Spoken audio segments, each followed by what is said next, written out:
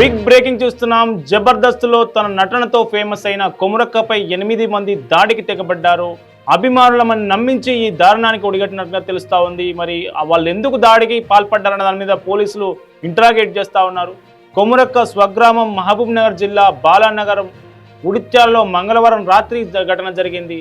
అయితే ఈ ఘటన వెనుక కొమురక్క దగ్గర అసిస్టెంట్గా పనిచేసే శ్రీనాథ్ అనే వ్యక్తి మాస్టర్ మైండ్గా ఉన్నట్టు తెలుస్తూ ఉంది. రంగారెడ్డి జిల్లా బూర్గుల గ్రామ పరిధిలోని కాశిరెడ్డిగూడకు చెందిన శ్రీనాథ్ కొమురక్క దగ్గర అసిస్టెంట్గా పనిచేశారు. ఉడిత్యాలలోని కొమురక్క ఇంట్లో గతంలో బంగారం చోరీకి గురైంది. ఈ విషయంలో శ్రీనాథ్ నిలదీయగా నేరం ఒప్పుకున్నాడు. తిరిగి ఇస్తానని మాటిచ్చాడు. అయినా ఎంతకు ఇవ్వకపోవడంతో 2 రోజుల క్రితమే కొమురక్క మరోసారి శ్రీనాథ్ను మందలించడం జరిగింది.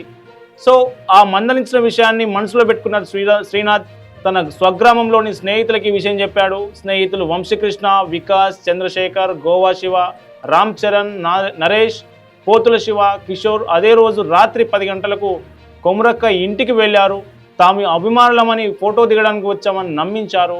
రామ్ చరణ్ అనే వ్యక్తి దగ్గరకు వెళ్ళి శ్రీనాథ్ను ఎందుకు తిడుతున్నావా అని కొమురక్కతో వాగ్వాదం పెట్టుకున్నాడు. ఈ క్రమంలో వంశీకృష్ణ అనే వ్యక్తి రాయితో కొమురక్కపై దాడి చేశారు. సో ఈ క్రమంలోనే ఇరు వర్గాల మధ్య దాడి జరిగింది. చంద్రశేఖర్ అనే వ్యక్తి కర్రతో కొమురక్క కుడి చేతిపై గాయపరిచాడు. అదుపు చేయడానికి వచ్చిన గ్రామానికి చెందిన రామును కూడా రాళ్లతో కొట్టారు. ఎప్పటికైనా చంపుతామంటూ వార్నింగ్ ఇచ్చారు, బెదిరించారు. స్థానికులు పట్టుకునే ప్రయత్నం చేయగా నిందితులను బైక్ను వదిలేసి అక్కడి నుంచి పరారయ్యారు. వెంటనే పోలీసులు స్పందించారు. 8 మందిపై కేసులు నమోదు చేసి వాళ్ళను అరెస్టు చేసే దిశగా దర్యాప్తు కొనసాగిస్తున్నారు. జబర్దస్త్ కొమురక్కపై దాడి జరగడంతో జబర్దస్త్ టీం మొత్తం ఒక్కసారిగా ఉలిక్కిపడింది.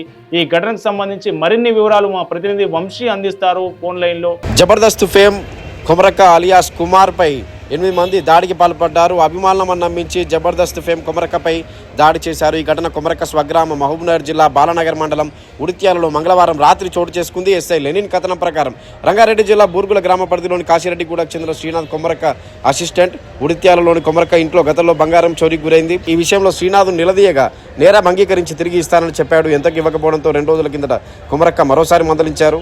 మంగళవారం శ్రీనాథ్ స్వగ్రామంలోని స్నేహితులకు ఈ విషయం చెప్పాడు.